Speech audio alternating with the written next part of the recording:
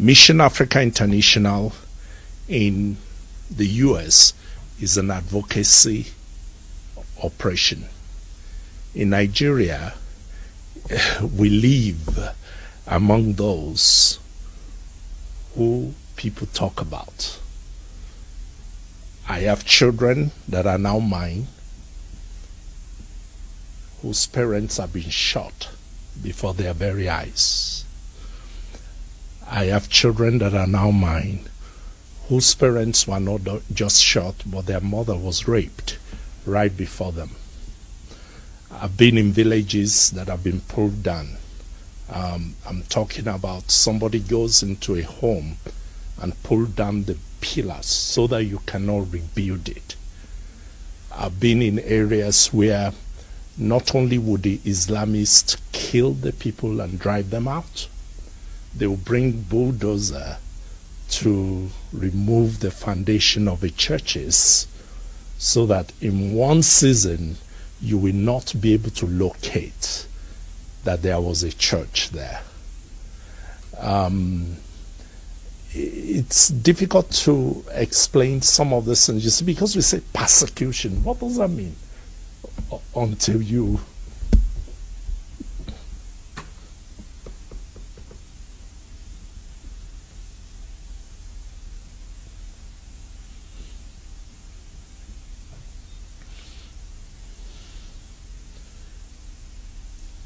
touch the children.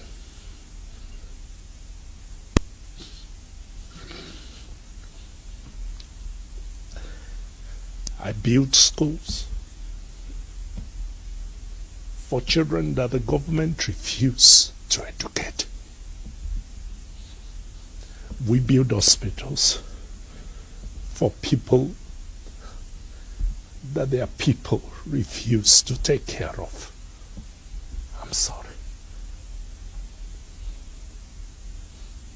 For us, it's real life. It's not theory. I'm sorry.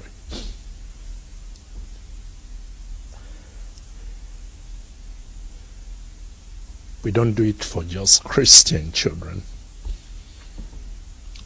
We do it for Fulani children too. We love them. Right now we're building a school in a Fulani village. And we are grateful that we can do that. That's so little that we can do. I'm not going to take a lot of your time, but you know, when we talk about the special envoy team, it's not a theory. I don't have any reason to be fighting for this. I'm safe in America. My children are safe here. My wife is here. I have a good job. Why am I troubling myself? Why am I doing what I'm doing? It's because Jesus said, if you do it for the least of this, you've done it for me. There's a need for a special envoy. It's a critical need because of the complicity of those that ought to be speaking for the people that are being persecuted. So when the person that is supposed to save me is the person that is killing me, what can I do? My life is hopeless. If you're a Christian child in some of the states of Nigeria, and I can mention names, once your name is Joshua, you are not allowed to come to primary school. If your name is Joshua, if your name is John, that's enough. You can't be registered in school. We have a situation where once you're a Christian, it doesn't matter how brilliant you are. If you even get employed, we talk about economic persecution, we talk about educational persecution, we talk about terror as an agency for persecution, and we talk about those different facets of persecution. You know, I mean, can you imagine growing up not being able to dream because you know that your dream is going nowhere. I have a friend who is a Fulani girl. We've been friends for nearly 30 years. She calls our children my sons. She says, Shayo, your sons. And I call her mother my mother. So they are Fulani Christians, for those who don't know. Their village was attacked by terrorists. And please don't use the term herdsmen for pastoralist conflict. If there is a conflict, that means two of us are fighting, right? Don't use that term again. It's totally incorrect. The terrorists came into their village. His grandfather's village is our surname, is the name of the village. They came, chased everybody out, and after some time things quieted down, and the people were going to move back, and the government facilitated the Muslims to move back. And the Christians said, okay, we too want to move back. And they said, your village does not have gates. You know the meaning of that? We do not recognize that you exist. So, double jeopardy. Barrister Nadi. Good afternoon all. I did say earlier, Tony Nadi is my name. I happen to be a lawyer with a specialty in jurisprudence, the area of law that deals with how constitutions are made. And the reason I had to come at so short a notice, when the letter came to me, is the urgency of what we're talking about. And when I saw the theme you chose, Nigeria at breaking point, it struck me as people who now know that there's something grievous about to happen. In fact, already happening. Only that if it goes beyond where it is now, everybody everywhere will pay a price. And what we see in the Middle East will become a child's play. The angle from which I was asked to, come to shed some light is the source of that problem. The source of that problem. I talked about diagnosis that will lead to prescription, that could then lead to treatment that will work. If you fail with the diagnosis, your prescription is going to be wrong, and the patient will die. The patient here is the sick Nigeria, and our concern is less for Nigeria than for Nigerians. It's a world of difference.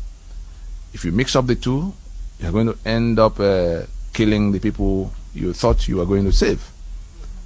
Having listened to some of the things that have been said even on this segment, what we have in our hand is a Nigeria that has become a rogue state. And the global Islamic movement has targeted it to make it their operational base for what they are doing globally, having been challenged in the Middle East. And it's not something that began last night. It's something that has come a long way. And they've, at this time, succeeded in establishing a passage from where they had to relocate to where they target. And on the last page of the paper you have, you will see the map of Nigeria. The size of the problem is this, that to all this Atlantic Ocean, to the bottom here, on all these sides are ungoverned spaces. Chad, Niger Republic, Northern Mali, and most of what you call Northern Cameroon are just a satellite playground for what the one you call Nigeria. But that Nigeria collapsed in 1966, when the constitutions that brought them together, were overturned. And a rogue federal government emerged, operated by a caliphate. And when you hear caliphate, the Islam they put on it is to confuse those who do not know what it is all about. It's a political movement that grabs sovereign spaces and actually target the whole global, how much of it they can get. But they always require some launching by some operational basis in which they won't be challenged. And what's going on there is that they have found, having hijacked that federation, the sovereign space, housing that federation that collapsed in 1966, becoming a federal government. I'm sure you hear about federal government of Nigeria all the time. Becoming a federal government in a situation where the federation had collapsed, but operating a unitary system in which they're in charge of everybody's bedroom. They've seized all the assets of the owners of the place, and the only thing remaining now, and that's where the urgency of it comes in, the only thing remaining now is that they are eliminating what could become future claims of the indigenous peoples of the area by cleansing them off. They've already finished the task in this upper part that they've imposed Sharia. We have 12 states that simultaneously impose Sharia in a supposedly secular federation. Having done that, they also found their way to Government House. The Boko Haram you hear was just their mechanism to bulldoze their way to Government House. The day after the election, they went into the mission for which they got to that Government House, and that mission was to overrun the rest of this territory. And where they are now, if you look closely to the map, you will see the middle belt. You hear about Benue, Plateau, and all of that.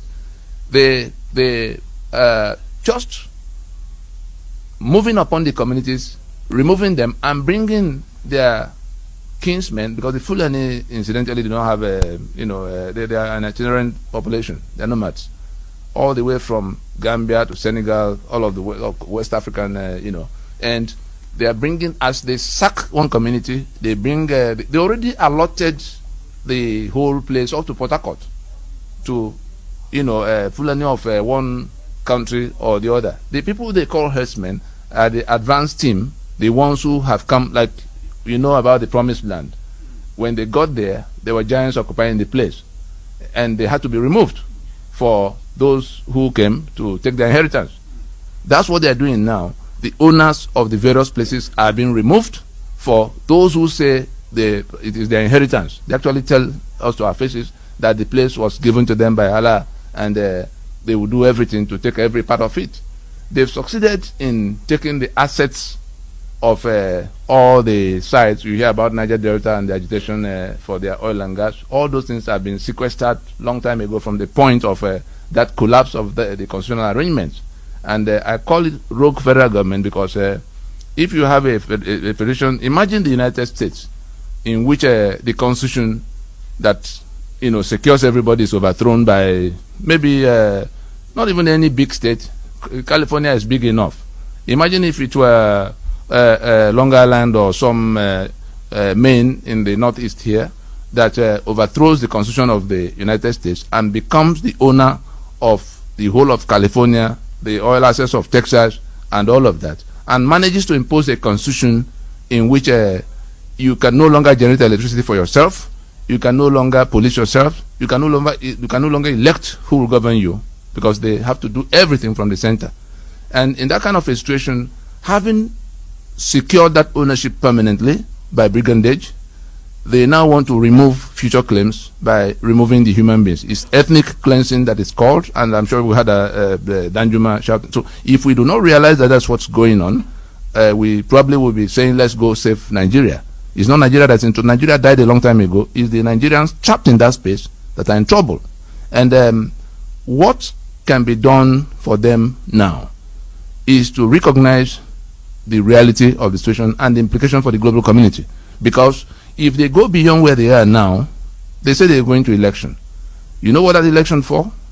They want to get another 4 years to sweep through what is left into the Atlantic waterfront here.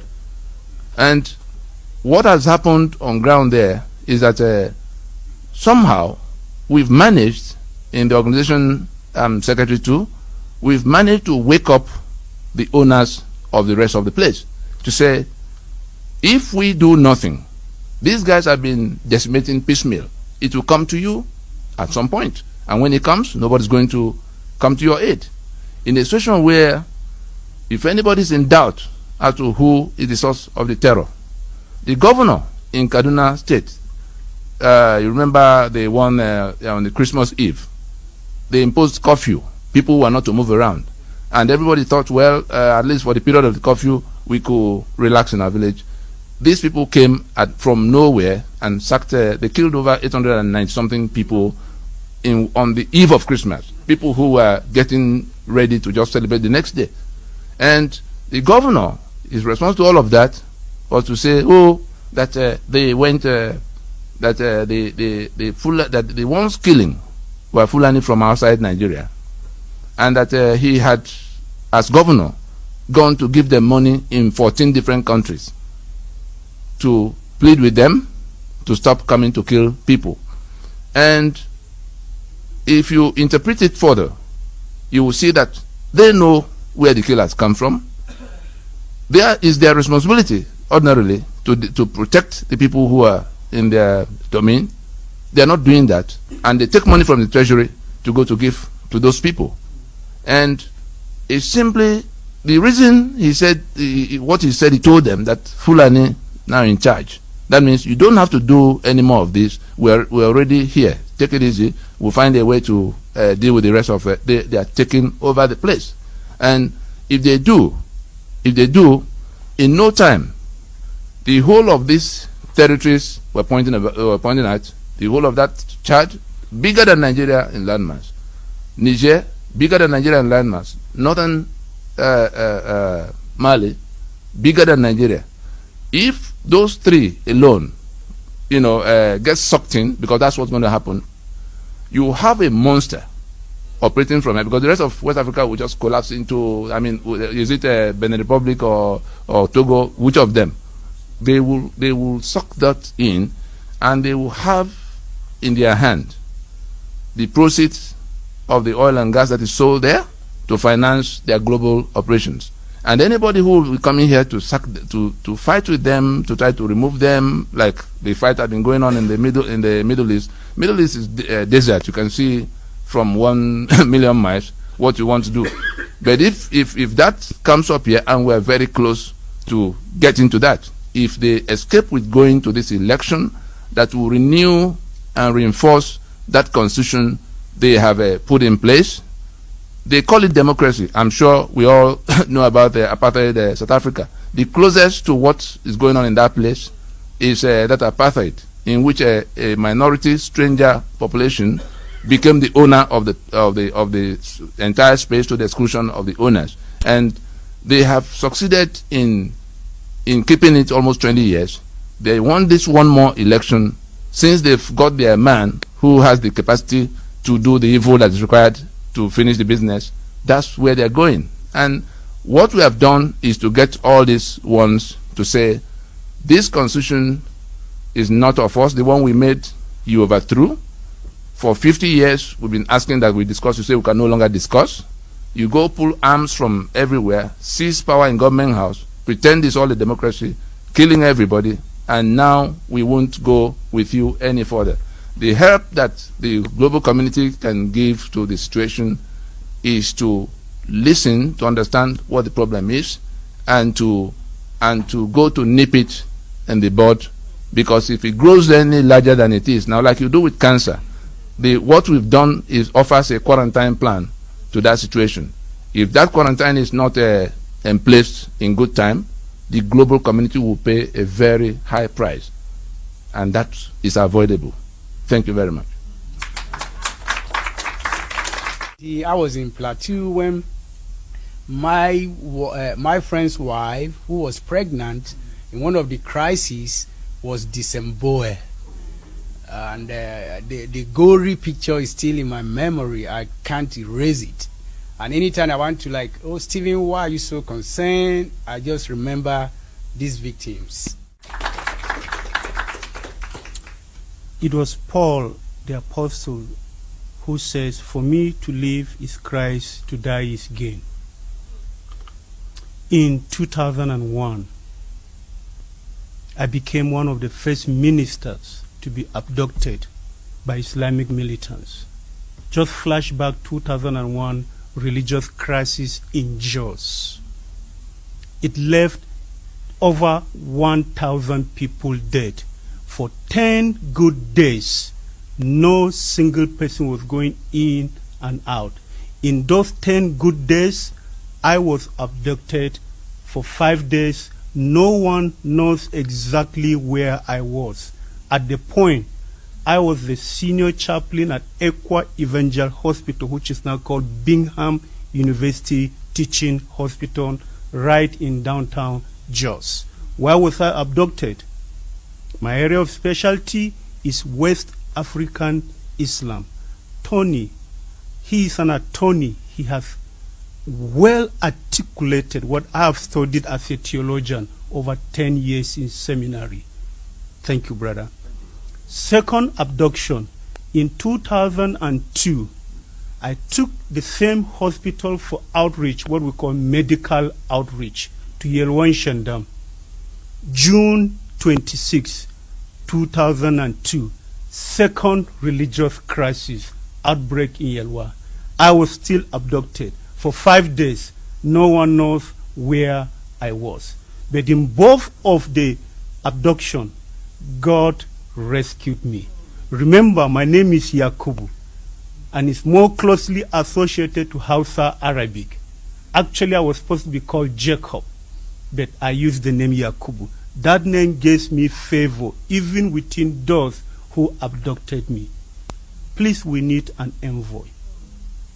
If I am alive today, it's because of the grace of God. Others may not be able to have this opportunity. Please, please. Thank you, Greg, for coming. Thank you.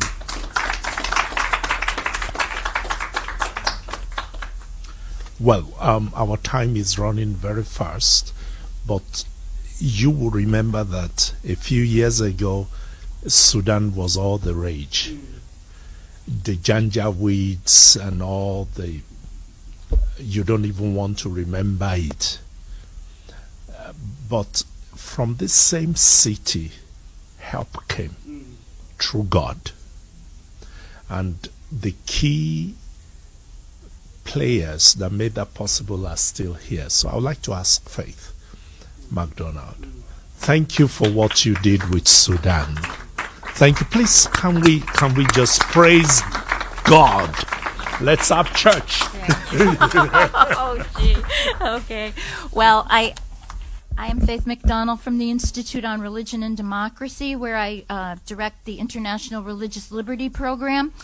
But Stephen, you're wrong. I was not going to talk about how the Sudan experience fits in with this. I was going to talk about my Nigeria experience, because I am an Anglican of the Anglican Church of Nigeria under Archbishop Ben Kwashi. So I have a very strong connection to Nigeria because of that. I did work on getting the first Sudan special envoy, former Senator John Danforth, and he did a great job.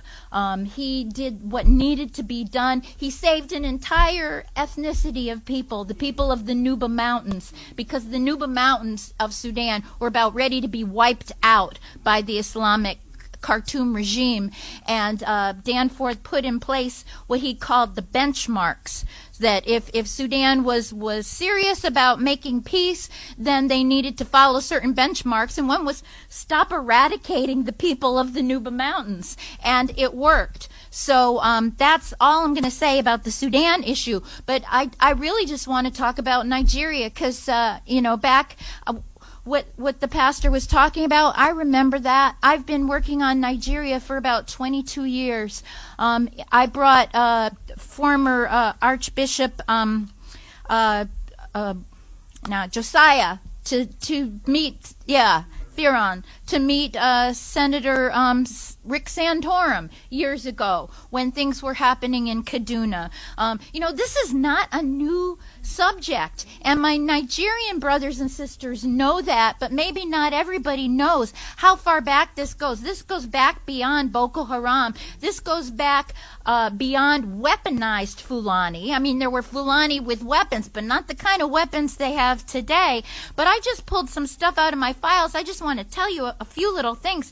October 21st, 1999, Islamic law to be introduced in northern Nigerian state, and that was Zamfara state. And they promised it won't apply to the Christians, the governor said. And a Pastor Sunday Mabong, president of the Nigerian Christian Association, said the introduction of Islamic law is worrying and could lead to a dangerous period in Nigeria's history. Well, that was prophetic. In 2000, sectarian bloodshed in Nigeria, and just as my brother said, let's get rid of these crazy phrases about sectarian and clashes between two groups and all this false moral equivalence. It's not a sectarian bloodshed. It's a targeted trying to exterminate the Christians in Nigeria, especially then. News has reached the Anglican Communion Office that the Bishop of Kaduna is literally confined to his home with his family and 6 other bishops. They were on their way to synod to elect a new primate of Nigeria. So that must have been when Nicholas Oko was maybe Akinola. But anyway, that's Anglican stuff. But this has been going on. 2001, January 11. This was when the radical people in the city reacted to a lunar eclipse and decided, it's the Christians' fault. It's the infidels' fault. We're going to wipe out the Christians. That was the kind of thing that was happening in 2001. 2002, Nigeria riots. Scores of Christians have been slaughtered and hundreds injured. This was because of the Miss World contest. Remember that? Yeah. They burned down the offices of This Day newspaper. So, the time a few years ago when they burned down a European newspaper for having cartoons about Muhammad, that was no new thing. This had happened in Nigeria years before. We worked on trying to get Boko Haram made into a foreign terrorist organization for 4 years. So when Greg talks about the State Department being resistant to the idea of a special envoy, they were resistant to the idea of making Boko Haram a foreign terrorist organization. Just listen to this. Even the day that they did designate it, which as my brother said, had to do with the Kenyan attack, but it was the day when wonderful Pastor Adamu was testifying before Chris Smith, actually, who had been shot in the face by Boko Haram and left for dead, and suddenly the State Department changed their mind. But even that day when they testified, when Assistant Secretary of State for African Affairs, Ambassador Linda Thomas Greenfield, testified, she said, Boko Haram's activities call our attention not just to violence, but also to poverty and inequality in Nigeria. It is true that there is poverty and inequality in Nigeria, I said. This is from my article. But none of it touches Boko Haram. They carried out their latest slaughter in 2 armored personnel cars and 7 double-cabin pickups, according to Punch magazine. And they had their own caterer going with them wherever they were killing people. So poverty and inequality have nothing to do with why Boko Haram does what it does. And in fact, Congressman Chris Smith said to that's an insult to poor people all over the globe, because just because you're poor doesn't mean you attack other people. So it's been a long time that we've needed a special envoy for Nigeria, and as part of Save the Persecuted Christians Coalition, and in my job as the International Religious Liberty Program Director at IRD, I'm going to do all I can to get that to happen.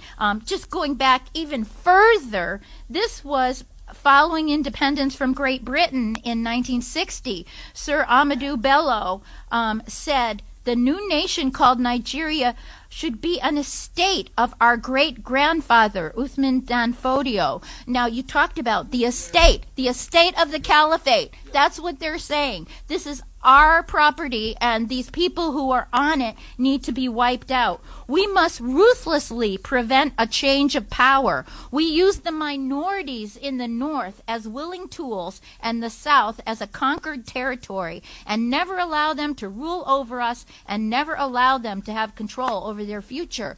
So, you know, Westerners, we tend to have very short memories, but this was declared then, and they're still working towards it, just as the Islamic Khartoum regime in Sudan is working towards a caliphate. Caliphate is nothing to laugh at, whether it be from ISIS, from Boko Haram, from the Khartoum regime, from El-Shabaab, any of those groups.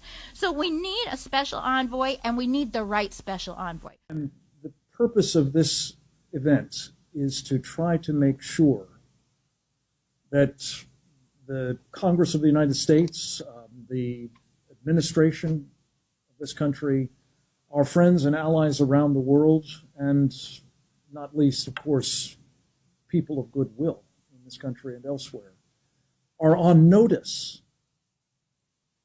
that Nigeria is at risk of disastrous collapse, that the forces that we've just been talking about are in the process of taking down a country that is the most populous in Africa, with horrific implications, not just for the immediate vicinity, the Lake Chad region as it's known, but for that continent and almost certainly others beyond.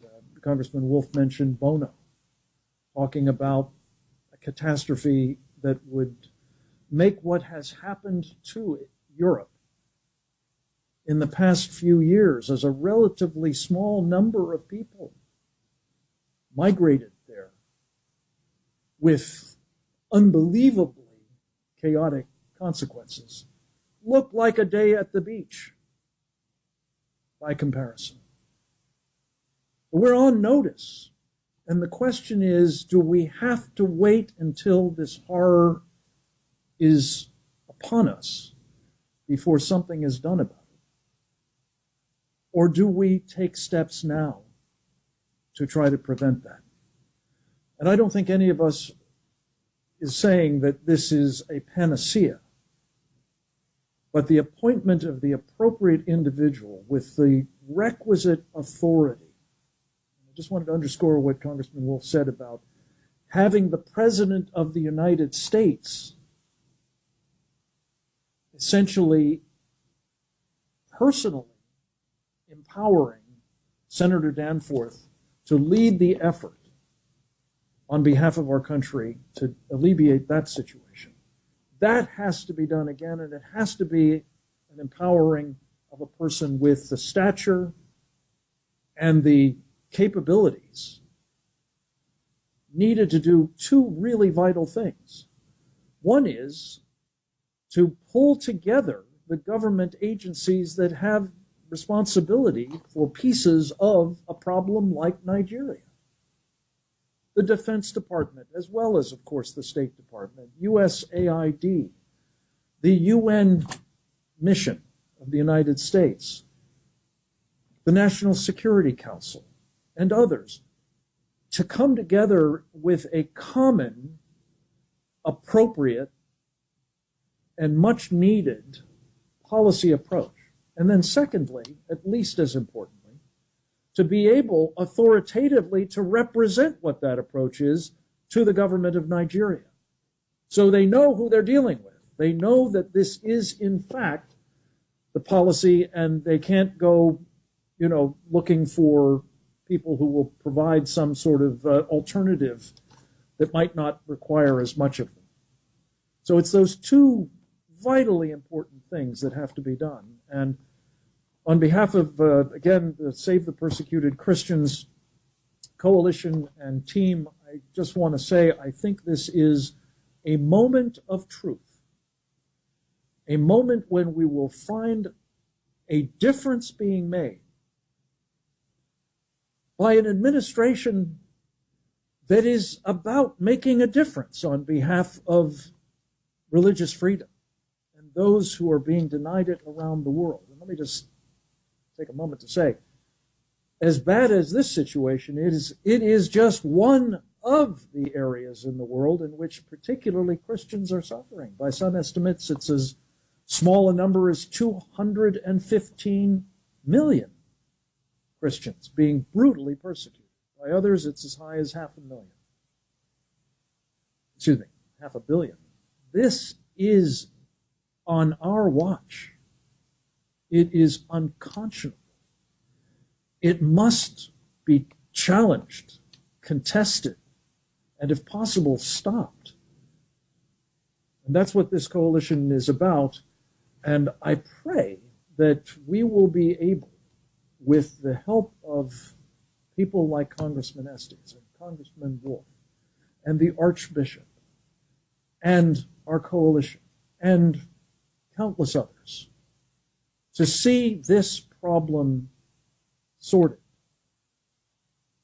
by the appointment at the earliest possible moment, preferably by the end of this year, because these elections are approaching, of an individual with the requisite authority of the President of the United States and the assignment of making both the U.S. government policy coherent and clear and effective, and communicating that, again, authoritatively to the government of Nigeria, who in the end is ultimately responsible for preventing this catastrophe.